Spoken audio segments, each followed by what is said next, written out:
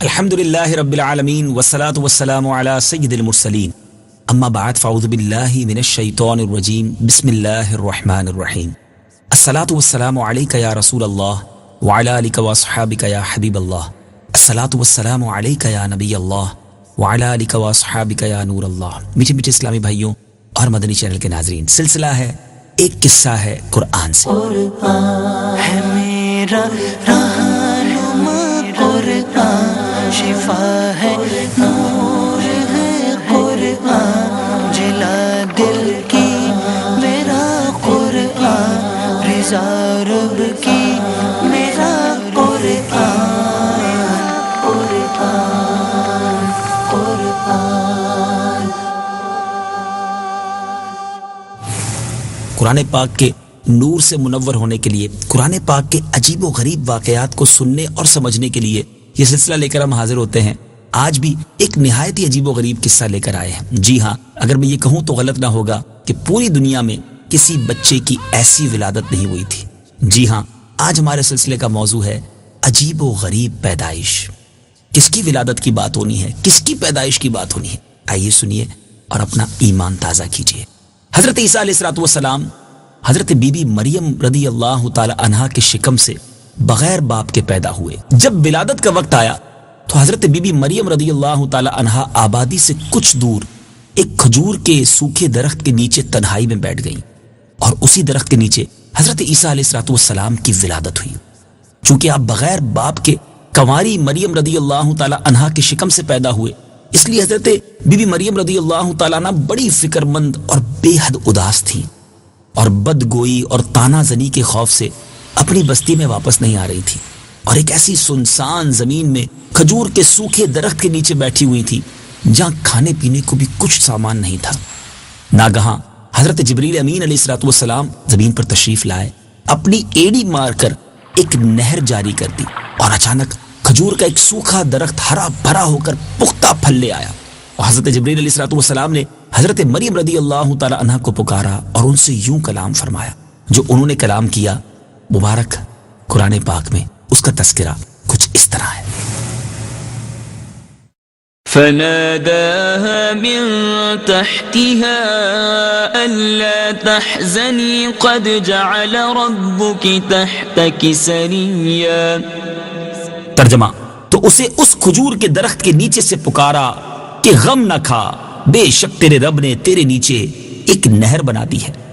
وَهُزِّي إِلَيْكِ بِجِذْعِ النَّخْلَةِ تُسَاقِطْ عَلَيْكِ رُطَبًا جَنِيًّا۔ ترجمہ، اور کھجور کے تنے کو پکڑ کر اپنی طرف ہلاؤ، وہ تم پر عمدہ تازہ کھجوریں گرائے گا۔ فَكُلِي وَاشْرَبِي وَقَرِّي عَيْنًا۔ ترجمہ، تو کھا اور پی اور آنکھ ٹھنڈی رکھ۔ میٹھے میٹھے اسلامی بھائیوں، آپ نے سنا رب کے کلام کو، سبحان اللہ، سوکھے درخت میں پھل لگ جانا اور نہر کا اچانک جاری ہو جانا، بلا شبہ یہ دونوں حضرت مریم رضی اللہ تعالی عنہا کی کرامات ہیں۔ اور یاد رہے کہ پہلے ہم نے سنا ہے قرآن پاک کے واقعات میں کہ حضرت بی بی مریم رضی اللہ تعالی عنہا کی جو محراب تھی، جی ہاں، جس محراب میں آپ عبادت کرتی تھی جب وہ بچی تھی، تو بیت المقدس کی جس محراب میں آپ عبادت کرتی تھی تو بغیر کسی محنت کے وہاں بلا موسم کے پھل ملا کرتے تھے۔ مگر حضرت عیسیٰ علیہ السلام کی پیدائش کے بعد پکی ہوئی کھجوریں تو حضرت مریم رضی اللہ تعالیٰ عنہ کو ضرور ملی، لیکن اللہ تعالیٰ کا حکم ہوا کہ کھجور کی جڑیں ہلاؤ تب تم کو کھجوریں ملیں گی، یعنی درخت کو ہلائیں تو کھجوریں ملیں گی۔ اس سے سبق بھی ملتا ہے کہ آدمی جب تک صاحب اولاد نہیں ہوتا تو اس کو بلا محنت کے بھی روزی مل جایا کرتی ہے، اور وہ کہیں نہ کہیں کھا پی لیا کرتا ہے۔ مگر جب آدمی صاحب اولاد ہو جائے تو اس پر لازم ہے کہ محنت کر کے روزی حاصل کرے۔ دیکھیے نا، حضرت مریم رضی اللہ تعالی عنہا جب تک صاحب اولاد نہیں ہوئی تھی تو بلا کسی محنت و مشقت کے ان کو محراب عبادت میں پھلوں کی روزی ملا کرتی تھی۔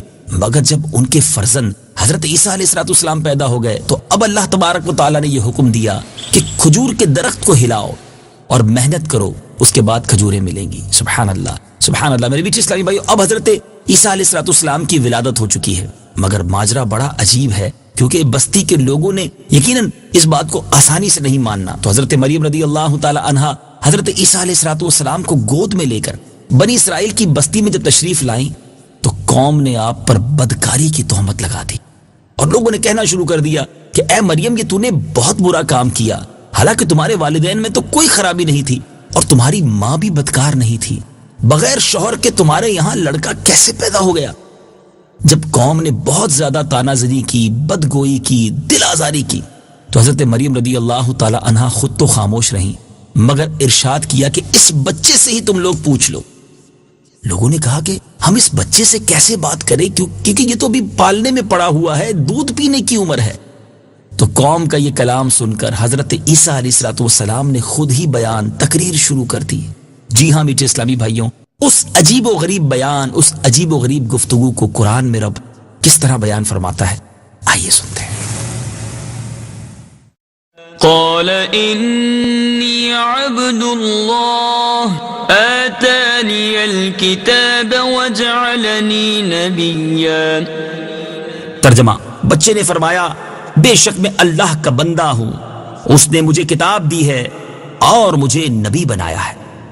وجعلني مباركا أينما كنت وأوصاني بالصلاة والزكاة ما دمت حيا۔ ترجمہ، اور اس نے مجھے مبارک بنایا ہے خواہ میں کہیں بھی ہوں، اور اس نے مجھے نماز اور زکوٰۃ کی تاکید فرمائی ہے جب تک میں زندہ رہوں۔ وبرا بوالدتي ولم يجعلني جبارا شقيا۔ ترجمہ، اور مجھے اپنی ماں سے اچھا سلوک کرنے والا بنایا اور مجھے متکبر بد نصیب نہ بنایا۔ والسلام علي يوم ولدت ويوم أموت ويوم أبعث حيا۔ ترجمہ، اور مجھ پر سلامتی ہو جس دن میں پیدا ہوا اور جس دن وفات پاؤں اور جس دن زندہ اٹھایا جاؤں۔ اے میرے میٹھے اسلامی بھائیوں اور مدنی چینل کے ناظرین، یہ حضرت عیسیٰ علیہ السلام کا معجزہ ہے کہ پیدا ہوتے ہی فصیح زبان میں، یعنی بالکل کلیئر وائس میں آپ نے گفتگو کرنا شروع کر دی اور ایسی جامع تقریر فرمائی، اور اس تقریر میں سب سے پہلے اپنے آپ کو آپ نے خدا کا بندہ کہا تاکہ کوئی انہیں خدا کا بیٹا یا خدا نہ کہہ دے، کیونکہ لوگ آئندہ آپ پر تہمت لگانے والے تھے اور یہ تہمت اللہ تعالیٰ پر لگنی تھی۔ اس لیے آپ کے منصب رسالت کا یہی تقاضا تھا کہ اپنی والدہ کی تہمت کو رفع کرنے سے پہلے اس تہمت کو دفع کریں، اس تہمت کو رفع کریں جو اللہ تعالیٰ پر لگائی جانے والی تھی۔